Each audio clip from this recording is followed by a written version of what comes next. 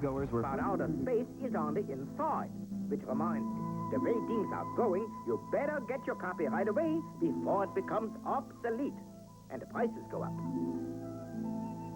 Well, anyway, my book tells you what planets to visit, the type of accommodations to expect, what kind of hotels they got up there, and what to wear, and how much luggage you're permitted to take, and how to get along with the natives, or whatever it is they got out there.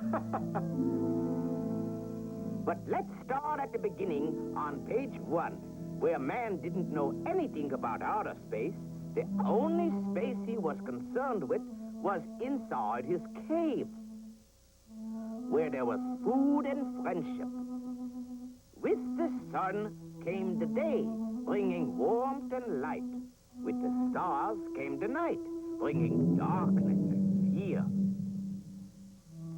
But eventually, he got over this fear, and the stars fascinated him. He thought they was alive. Maybe the moon's kids breaking away when the moon grew smaller. Then he saw that he was seeing the same bunches of stars over and over again. Where had they come from? And where were they going? Aha! An important discovery. The stars fell into the sea.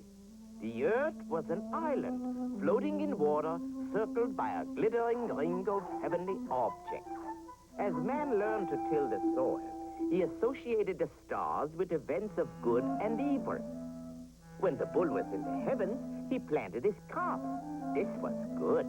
Aquarius, the water carrier, brought the rain. This was also good. With the virgin of the harvest, the crops were gathered. This was very good. But Draco the dragon brought pestilence and famine. Ooh, this was evil. Then man began to build cities with towers to bring him closer to the heavens. Man became an astronomer, like me. No, not like me, because he still didn't know what was going on up there yet. He thought the Earth must be flat with its roots deep in celestial space. Later he changed the roots to stone pillars so that the stars wouldn't get tangled up in their nightly trip. Then elephants were substituted because of their great strength. Eventually, under the elephant, he put a gigantic tortoise to pull the universe through cosmic space at a snail's pace. The Egyptians drew the Earth as a reclining figure with the star-filled sky bending over the top. Shu, the god of air, kept them apart, while the sun and the moon sailed back and forth in a small boat. The great Greek philosophers gave the world many profound conceptions of Earth and space. Plato said, I have found the Earth to be the perfect shape of a cube, standing in the center of the universe with all other heavenly bodies scattered round and about. Anaxagoras had this to say.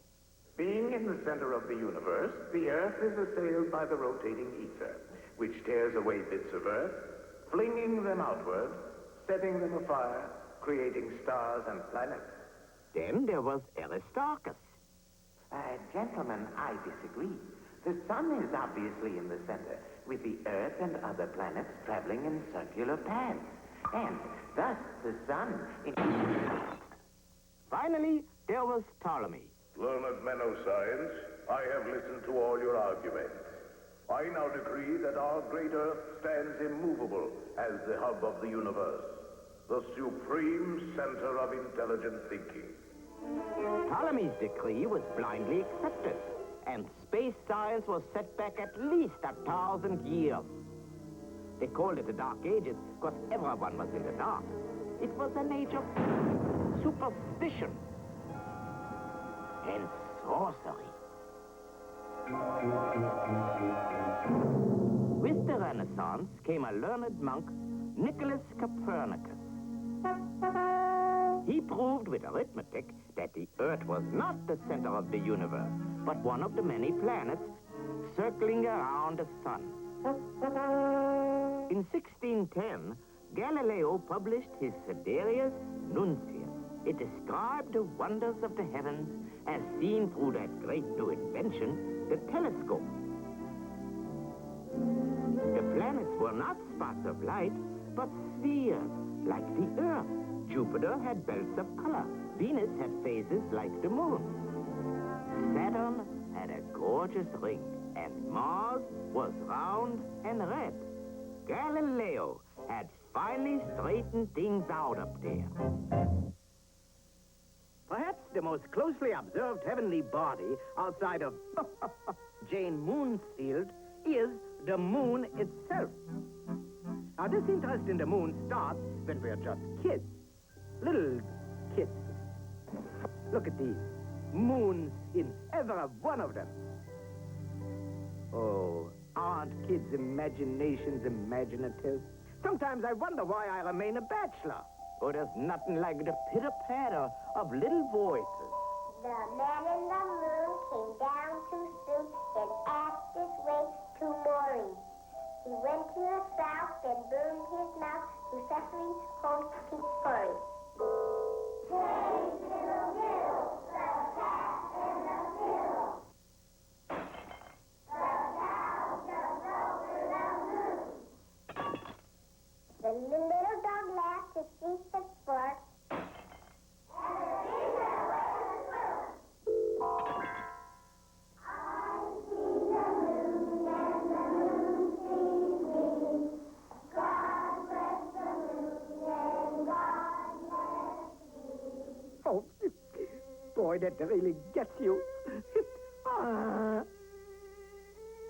I guess I'm just a sentimental old kook. Those cute little kids. But yet, how come if all little kids are so cute, where do all the homely grown-ups come from? You know, the moon has inspired more songwriters than any other planet. Because it rhymes better than Jupiter, you gotta admit. I'm a songwriter, too.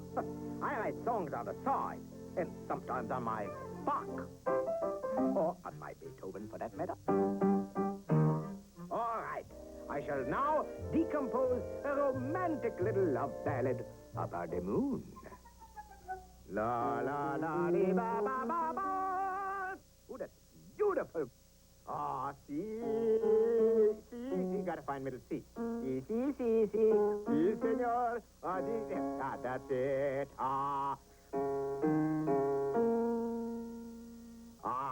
See the moon, wrinkled like a prune.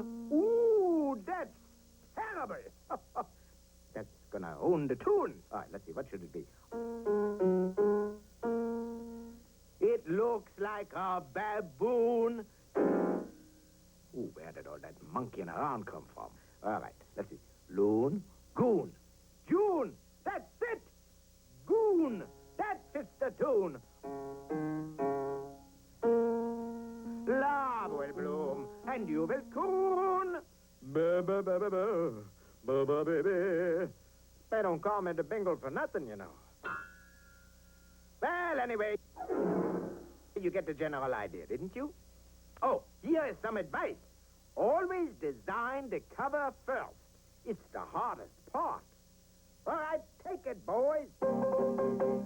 I see the moon shining down on lovers, floating in a glow. I see the moon on a sandy dune by a blue lagoon. All the hollyhocks in bloom fill the air with sweet perfume. Soon, pretty soon, love will bloom and you will croon. I see the moon, moon that shines in June like a macaroon.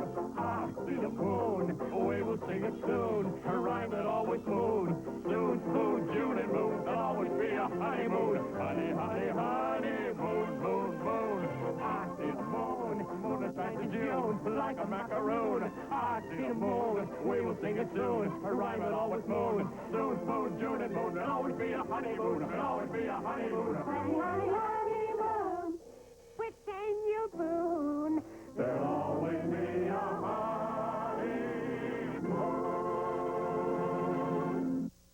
Will it be a hit or a miss? It's going to be a hit, 'cause it didn't miss. All right, now to get back to you space travelers. Let's take a trip to the moon. Through my telescope, of course. This time I better fasten my seatbelt, too. Not 2, 4, 3, 2, 1. Fire! go out of this world, your first port of call will be the moon. It's only 237,000 miles away, our closest neighbor in space. And after all, we should get to know our neighbors better, shouldn't we? So let's take a peek at them. Whoops! They are looking at us! It's an invasion from outer space! Hey, wait a second. Get off of there, you kooky fly, you! All right. Now we can see out to interspace. Or is it into outer space? Well, what's the difference? We're gonna look anyway. Ooh! Isn't our neighbor beautiful? Look how she shines over our great cities and brightens up the countryside. And like a beautiful woman, she admires her reflection in lakes and oceans. She's been doing this ever since life began on our Earth millions of years ago.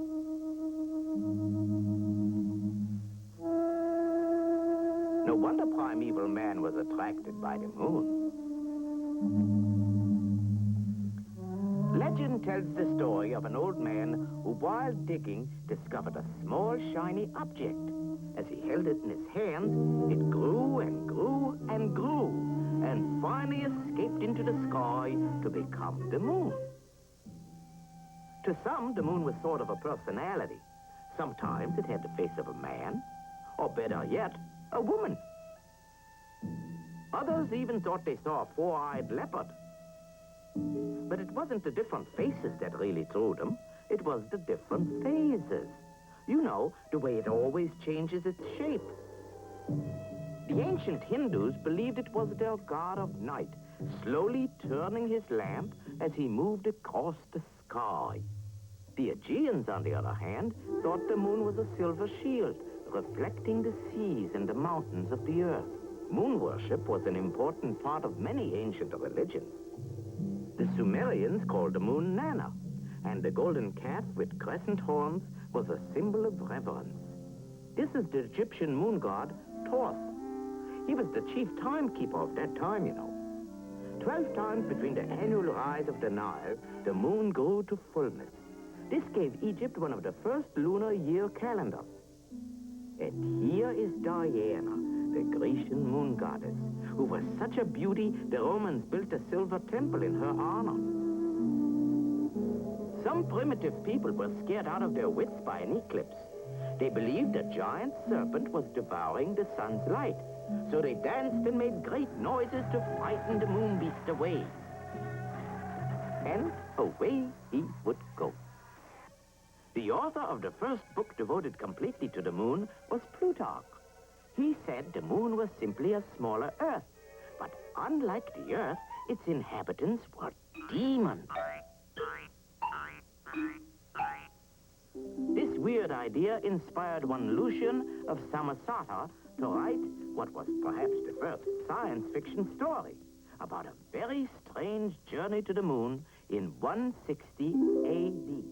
A ship went sailing on western seas through the Pillars of Hercules.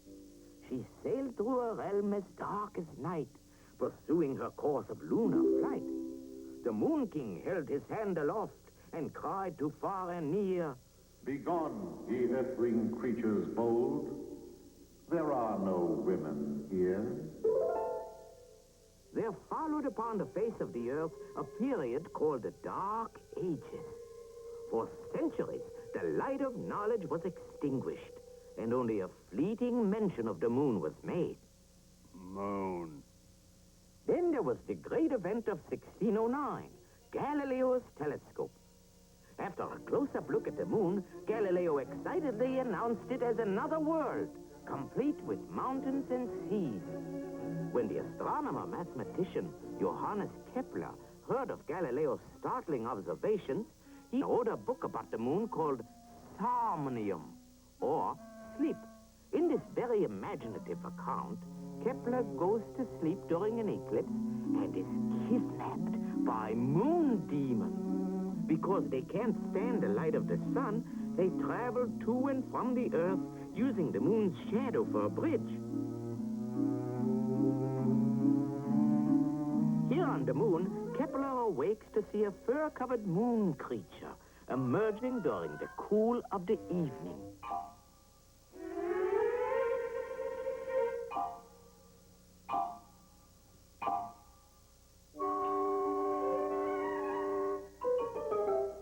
Amazing. Astounding! Kepler's experience inspired the English Bishop Francis Godwin to write a book called The Man in the Moon.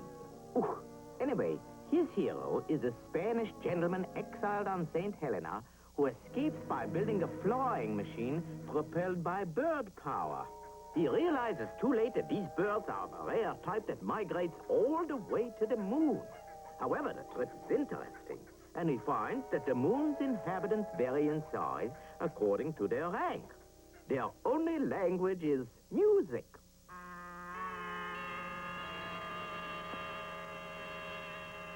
A few years later, the colorful Cyrano de Bergerac discusses the possibility of traveling to the moon.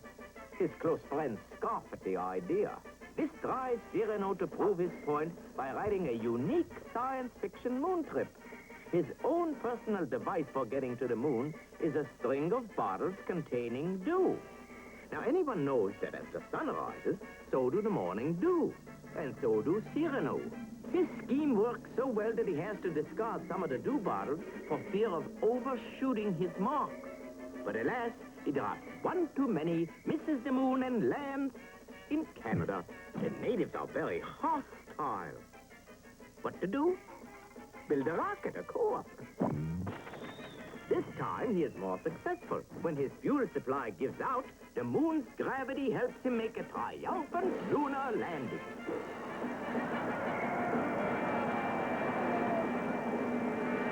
In 1835, a sensational news report appeared in the New York Sun. Sir John Herschel, noted astronomer, has discovered life on the moon.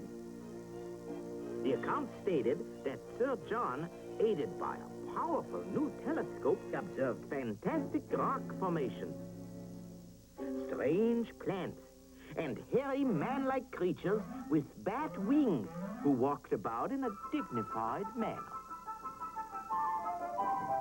There was animals, too, grazing bison and one-horned unigoats who was very playful. However, this whole story was, it was just a lot of baloney by a nutty reporter. That's what it was. It was a complete hoax. A moon hoax. Here we see the leading characters in Jules Verne's trip around the moon. These adventurers are given a fraternal blast-off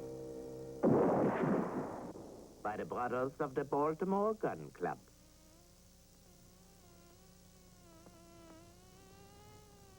After a very hazardous trip, the daring spacemen are given a hearty reception by the brothers of the Baltimore Gun Club. Frequent reference to the moon is made in great literature. Shakespearean societies have long delighted in such lunar lyrics as Romeo. Arise, fair sun, and kill the envious moon. Juliet. Oh, swear not by the moon, the inconstant moon that monthly changes in her circled orb. Othello. It is the very era of the moon. She comes more nearer Earth than she was wont, and makes men mad.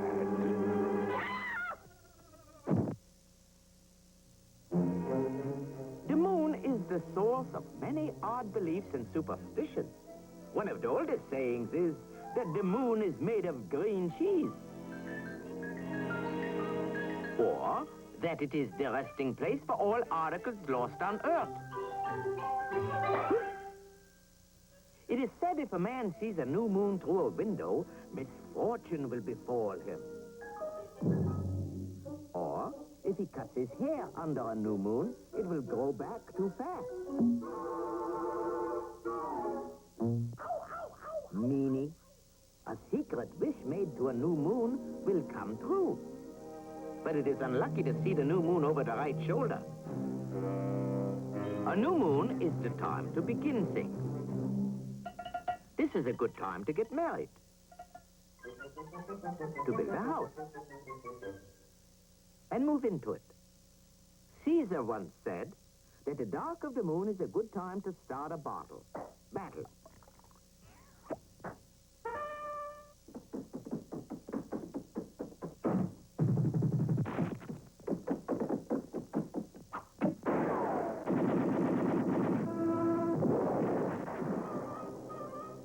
When the moon is on the wane, stuff your feather bed. Wash your linen. Mow your grass. Cut your timber.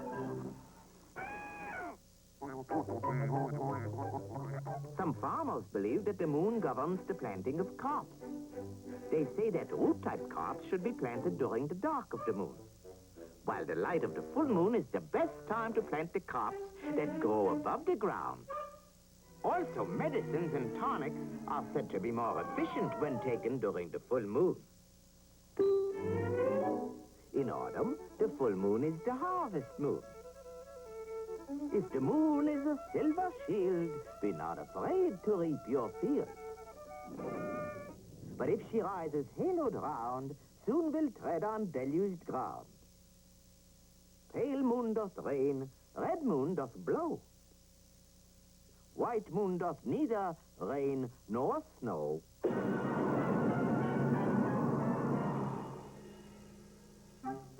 It has been said that money exposed to the dark of the moon will increase as the moon becomes full.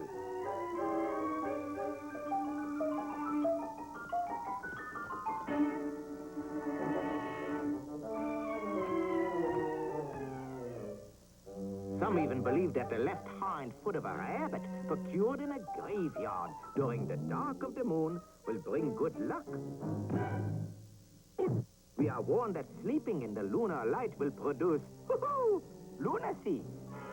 From this supposition evolved such expressions as loony, lunatic, moonsick, moon mad, and moonstruck.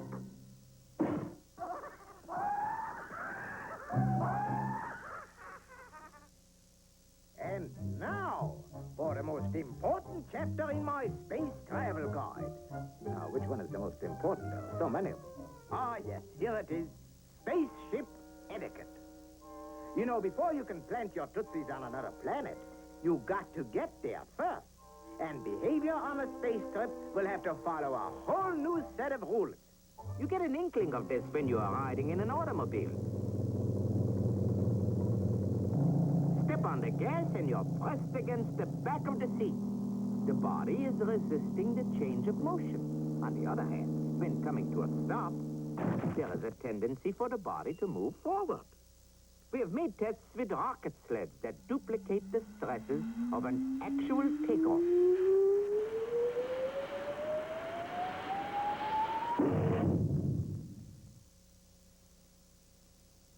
Here's another test using a machine that creates a centrifugal force. It's like a runaway merry-go-round.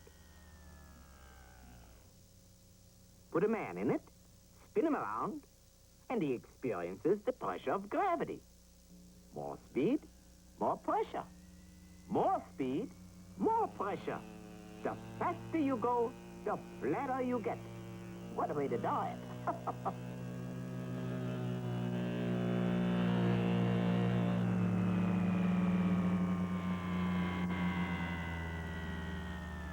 From tests like this, I made an important discovery. When a spaceship takes off, you gotta lie down. I don't gotta lie down because I'm not going. When you are in a reclining position, the stresses are more evenly distributed. This makes it possible to stand pressures of over 9 times your weight as the spaceship blasts off. When the rocket engine finally stops, you'll face another problem. You won't weigh anything. In space, everything has the same weight, or rather, no weight at all. Man, a feather, a bubble, or a piece of iron all weigh the same.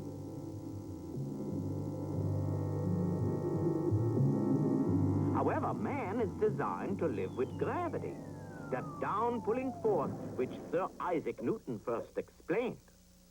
Any two bodies attract each other with a force which is proportional to the product of their masses and inversely proportional to the square of the distance between them. Or, what goes up must come down. But weightlessness is not such an unusual experience. You feel it for a moment in a dive, on a roller coaster, in an elevator.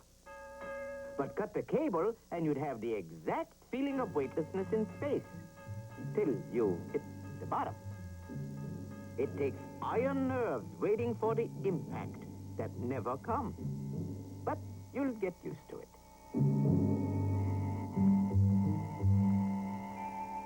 Just like you'll have to get used to the fact that up and down no longer exist.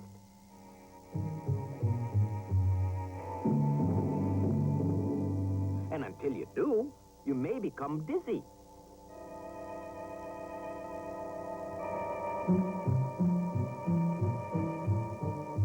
You got to learn to guide yourself only with your eyes. You beginners can combat dizziness by fixing your eyes upon a single object. I guess you don't object to this object.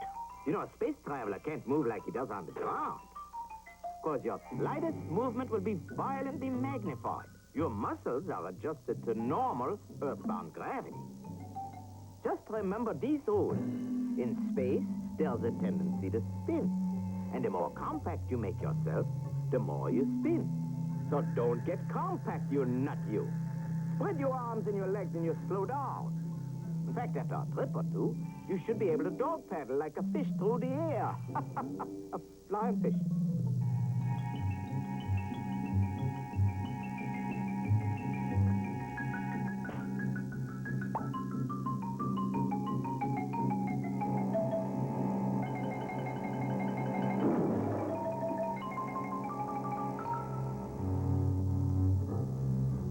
For you non-swimmers, we'll provide a web of ropes till you learn to move about.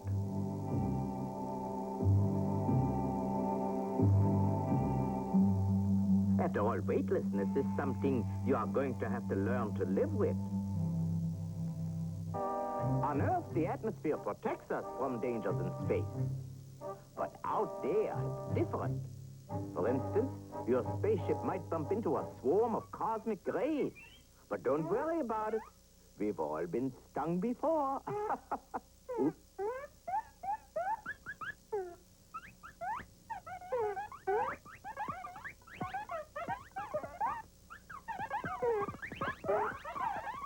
After all, there could be bigger problems, like a meteorite. Look out!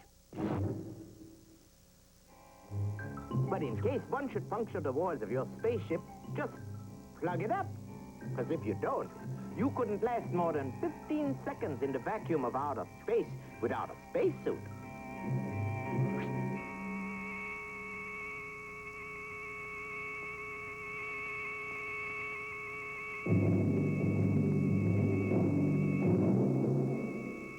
Besides, the intense radiation of the sun would barbecue you on one side and freeze you on the other. So be prepared. Be sure to bring along a spacesuit, and be sure it's from a reputable manufacturer. You don't want to stint around here. In choosing it, make sure the suit is flexible, airtight, and carries plenty of oxygen. Most standard brands feature built-in all-purpose equipment. Besides protection, look for maneuverability. Standard equipment should include a portable rocket unit for propulsion.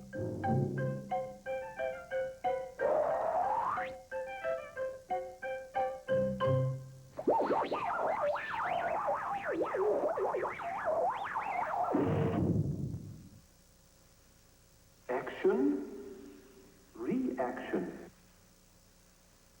Probably the most unique problem you're going to face on your cruise into space is eating and drinking. The cocktail hour on your cruise in space will be loaded with problems, you know. What cocktail hour isn't? Because liquids will not pour, you got to use a titration tube, forcing the liquid into the spot you want it.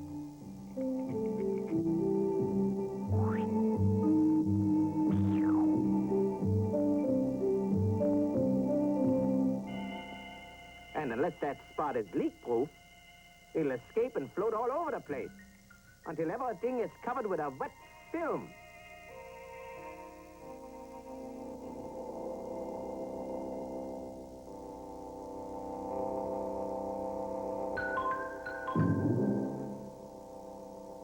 plastic bottles are used so that liquids can be squeezed out. Thank you, Mommy. Meals will be cooked in closed containers by radio frequency shortwave.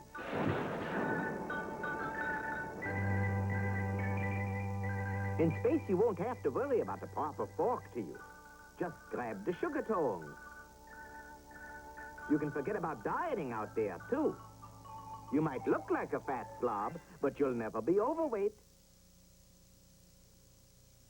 On a space cruise, even recreation is different. Instead of shuffleboard, we got three-dimensional pool.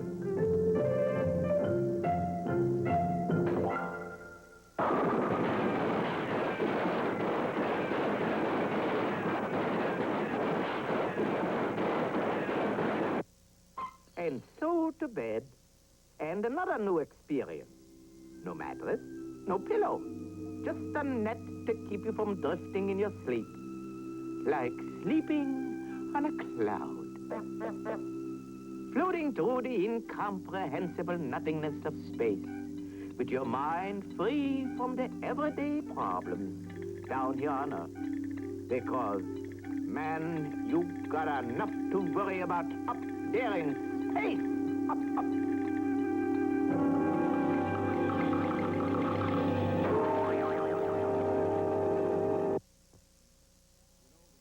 As I've told you before, the moon is just your first stop on your trip into outer space. Beyond are many exciting spots to visit. There's Mars, Neptune, Venus, Long Beach. What am I saying? And don't miss Pluto. Oh, it's a must. Of course, to visit those, you're going to need a longer vacation, like, say, a year or two or 3 or 4. But it'll be worth it. Jupiter, for example, has 12 moons. That's a lot of moonshine. They're handy for side trips. And you can travel around Saturn on space's largest freeway. The Venus out there is just as beautiful as the Venus down here. Mars is probably the most popular stopping place of all. So if you plan to visit it, you better get your reservations in early. You know, for years, people have been speculating about life on other planets. One of the first was the romantic Frenchman, Bernard de Fontenelle. While walking with a young lady in a garden, he discusses with her the possibility of life on other worlds. She is delighted with the prospect of learning astronomy. The sun is a boiling ball of liquid gold. The inhabitants cannot see these riches. They are blind. Mercury is so close to the sun that the people are crazy with the heat. Venus is the planet of passion. People do not cook because they live on air, music, and love. The men of Saturn are very cold and miserable. They never move from the spot where they are born. Jupiter is so big that people never see or meet other people. Mars is very populated with luminous birds who do not fly.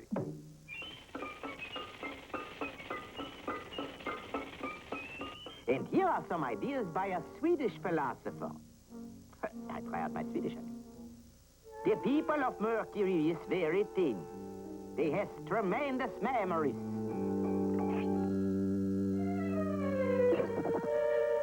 Their cattle is extremely small. The natives of Jupiter is pretty. They do not lie or steal, for they is terrified at the sight of their giant Jupiter-type horses. There are two kinds of people on Venus. Mild people and wild people. Inhabitants of Mars is clothed in fibers. They converse by means of thought transference. During the 19th century, Mars was regarded as the planet most likely to harbor life, especially after some kooky astronomers thought they saw specks of light appear on the surface of the red planet.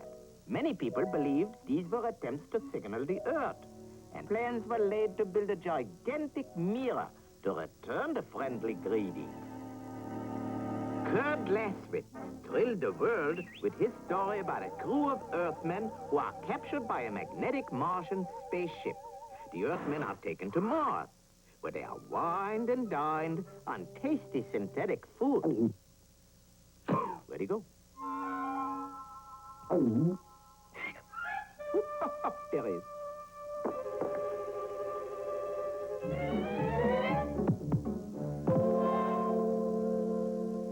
In a story by Robert Brain called Messages from Mars, a sailor is marooned on a lonely island of Madagascar. He discovers a rare and powerful telescope plant, which he immediately focuses on Mars. The Martians he sees are exactly 10 feet tall. Their favorite culture is music, which they inhale in great quantities through their noses.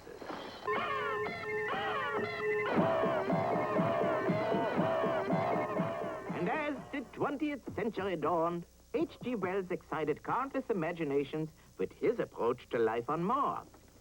In his War of the Worlds, he describes an invasion of the Earth by octopus-like creatures who is encased in joy and fighting machines. With their heat rays and poisonous gases, they are quite invincible until they encounter the, guess what, common germs in our atmosphere.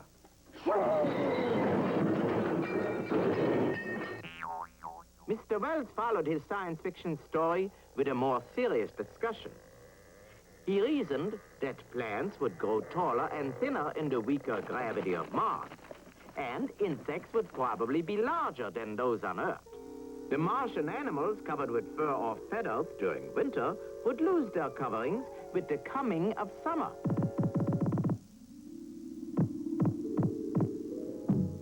The people of Mars would probably walk on their hind legs, their barrel-chested bodies covered with a coating of down.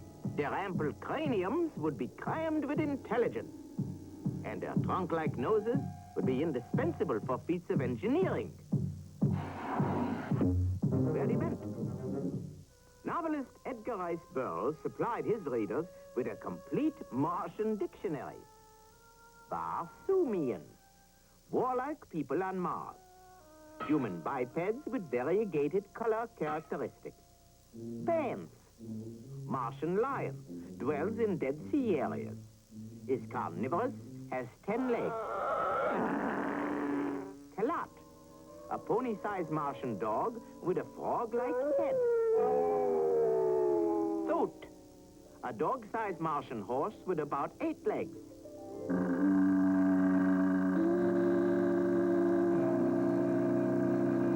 Martian plant man, half human, half plant, 10 feet tall, has one white-ringed protruding eye.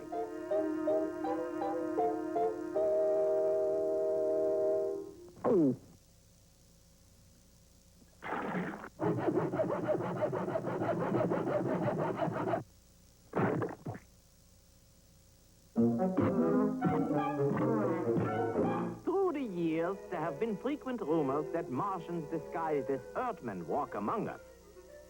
That's silly.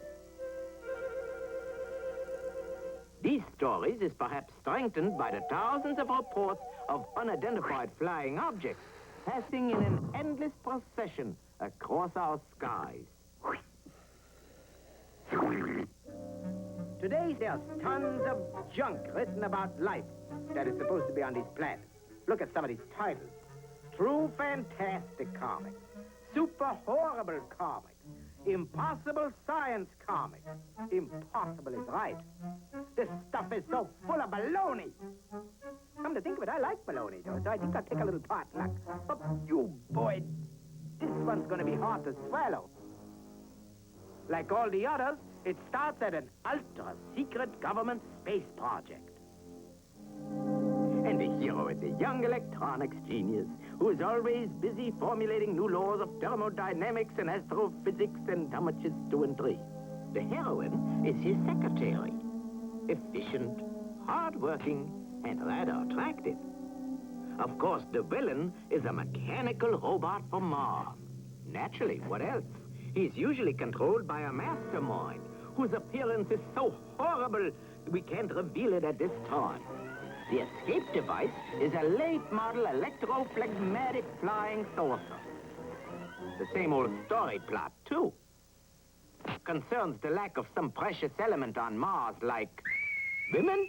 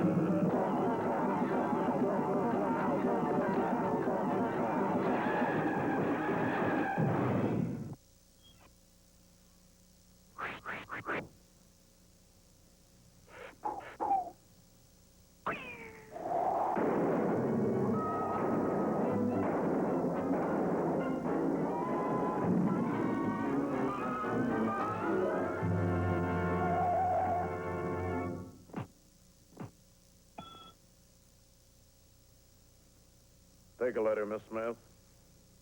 Gentlemen, after due consideration and thorough calculation, it is my unequivocal opinion that there is absolutely no life on the planet Mars. I tell you, the science fiction is really science friction, because it's rubbing me the wrong way. The only truth in it was what that kooky scientist said. There is no life on Mars. The rest is pure hogwash. Figments of the imagination.